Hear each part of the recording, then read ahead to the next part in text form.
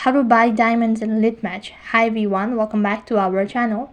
In this following video, I'll be showing you the ways to buy diamonds in Litmatch. So all you have to do is just follow the instruction. The first thing is you have to go and log in into your Litmatch account. Once you're logged into your Litmatch account, that's going to take you to the home page, which is going to look something like this.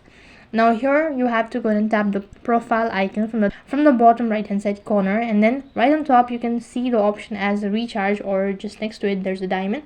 Just go ahead and tap on the plus icon, and then you can go ahead and select the diamond that you wish to purchase.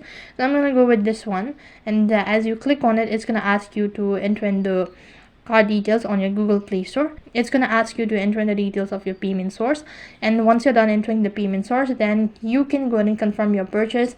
And once the purchase is successful, the diamond should be added to your account balance automatically, and you can then use the diamond to unlock various premium features, content within the Litmatch ads, such as sending virtual gift, accessing special perks, or boosting your profile visibility as well. So that's how you can buy diamond in Litmatch. That is all for this video. I hope the video was helpful. Make sure like, share and subscribe to our channel. Thank you for watching. See you in the next video.